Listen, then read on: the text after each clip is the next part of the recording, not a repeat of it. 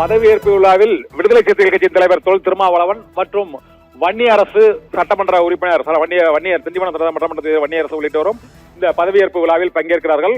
அமைச்சர்களாக திருமாவளவனோ அல்லது வன்னியரசுவோ பதவியேற்பார்கள் எதிர்பார்க்கப்பட்ட சூழ்நிலையில் பதவியேற்பு விழாவில் பங்கேற்றிருக்கிறார்கள். அமைச்சரவையில் இந்த முறை அவர்கள் பட்டியலில் இடம்பெறவில்லை.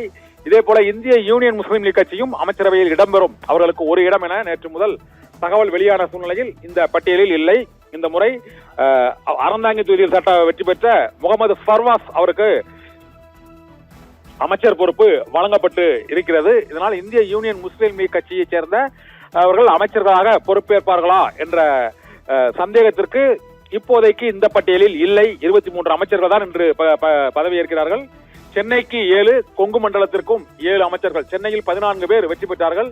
இந்த 14 பேரில் 7 பேர் இந்த முறை அமைச்சர்களாக பொறுப்பு வைக்கிறார்கள். புஷி ஆனந்த் முதல் ஆதவ் அர்ஜுனா மற்றும் எழும்பூர் ராஜ்மோகன் உள்ளிட்டோருடன் இந்த முறை புதிதாக சென்னையைச் சேர்ந்த 2 வாய்ப்பு வழங்கியிருக்கிறது. ஒருவர் ஆர்கே நகரை சேர்ந்த மரியபில்சன், இன்னொருவர் வேளச்சேரியை சேர்ந்த குமார் ஆகியோருக்கு வாய்ப்பு வழங்கப்பட்டிருக்கிறது. தாம்பரம் சட்டமன்ற உறுப்பினரும் சென்னை கணக்கில் வைத்தால் 8 அமைச்சர்கள், சென்னையை ஒட்டியுள்ள இடங்களில் 8 அமைச்சர்கள் என அதை தாம்பரம், காஞ்சிபுரம், செங்கல்பட்டு மாவட்டத்தில் வருவதால் செங்கல்பட்டு மாவட்டத்திற்கு ஒரு அமைச்சர் பிரதிநிதி என்ற அடிப்படையில் அங்கு அவருக்கு வழங்கப்படுகிறது.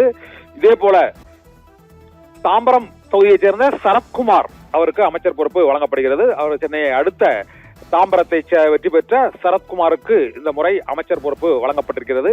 இதே போல காஞ்சிபுரம் மாவட்டத்திற்கு ஸ்ரீபெரும்புதூர் தொகுதியில் செல்வ பெருந்தகையை தோற்கடித்த தென்னரசுக்கு இந்த முறை அமைச்சர் பொறுப்பு வழங்கப்பட்டு இருக்கிறது.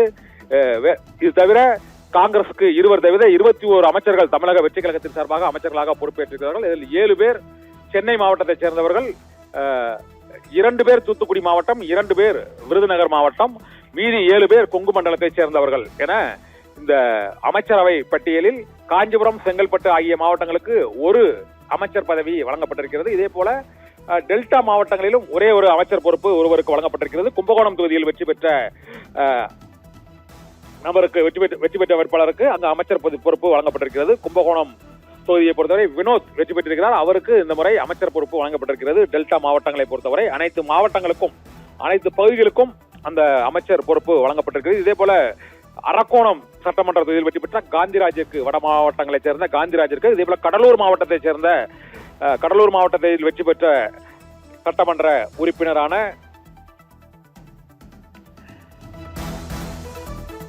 கடலூர் மாவட்டம் மற்றும் கோயம்புத்தூர் மாவட்டம் கிணத்துக்கடவு தொகுதியில் வெற்றி பெற்ற விக்னேஷ் உள்ளிட்டோருக்கும் இந்த முறை அங்கு அமைச்சர் பொறுப்பில் வாய்ப்பு வழங்கப்பட்டிருக்கிறது.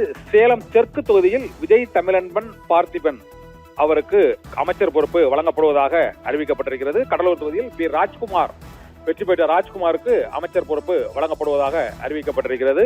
இதேபோல எதிர்பார்க்கப்பட்ட பலருக்கு, முஸ்தபா மற்றும் சத்யபாமா உள்ளிட்ட பலர் எதிர்பார்க்கப்பட்ட சூழ்நிலையில் அவர்களுக்கு அந்த அமைச்சர் பொறுப்பு இந்த முறை வழங்கப்படவில்லை. இந்த முறை வழங்கப்பட்டுள்ள 23 பேரில் 2 பேர் காங்கிரஸ் கட்சிக்கு, 21 பேர் தமிழக வெற்றி கழகத்தைச் சேர்ந்தவர்களுக்கு தான் அந்த வாய்ப்பு வழங்கப்பட்டிருக்கிறது. இதில் 7 பேர் கொங்கு மண்டலத்தை சேர்ந்தவர்கள். அவர்களில் முதலில் கமலி அவினாசி தொகுதியில் எல்முருகனை தோற்கடித்த அவினாசி, இதே போல குமாரபாளையம் தொகுதியில் தங்கமணியை தோற்கடித்த அதிமுக முக்கிய தலைவரான தங்கமணியை தோற்கடித்த விஜயலட்சுமிக்கு அந்த வாய்ப்பு வழங்கப்பட்டிருக்கிறது. அமைச்சராகும் வாய்ப்பு வழங்கப்பட்டிருக்கிறது. இதே போல ஈரோடு கிழக்கு தொகுதியில் வெற்றி பெற்ற விஜய் பாலாஜிக்கு, ஈரோடு கிழக்கு தொகுதியில் வெற்றி பெற்ற விஜய் பாலாஜிக்கு அமைச்சர் பொறுப்பு வழங்கப்பட்டிருக்கிறது. ராசிபுரம் தொகுதியில் அமைச்சர் எல் முருகனை லோகேஷ் தமிழ்ச்செல்வன், சபாநாயகரின் மகன், முன்னாள் சபாநாயகர் தனபாலின் மகன் லோகேஷ் தமிழ்ச்செல்வனுக்கு அமைச்சர் பொறுப்பு வழங்கப்பட்டிருக்கிறது. சென்னையை சேர்ந்த 7 பேர் அமைச்சர்களாக இடம்பெற்றிருப்பதை நாம் இப்போது பார்க்கலாம்.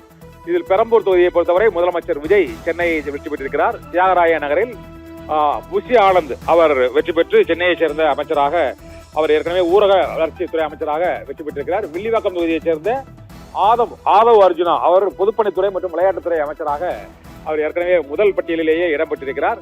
இது தவிர ஆதவ் அர்ஜுனா தவிர எழும்பூர் தொகுதியைச் சேர்ந்த ராஜ்மோகன் அவர் பள்ளிக்கல்வித்துறை அமைச்சராக வெற்றி பெற்று அவர் அமைச்சராக பொறுப்பேற்றிருக்கிறார். இதே போல வெங்கட்ரமணன் அவர் உணவுத்துறை அமைச்சர், மயிலாப்பூர் தொகுதி சட்டமன்ற உறுப்பினராக வெற்றி பெற்று அவர் இந்த முறை அமைச்சராக பொறுப்பு வைத்திருக்கிறார். முதல் பட்டியலில் 5 பேர் இடம்பெற்ற சூழ்நிலையில் இரண்டாவது பட்டியலில் 2 பேர் இடம்பெற்றிருக்கிறார்கள். அந்த 2 பேரில் வேளச்சேரியைச் சேர்ந்த குமாரும் ஆர்கே நகரை சேர்ந்த மரிய வில்சனும் அங்கு அமைச்சர்களாக பொறுப்பேற்கிறார்கள்.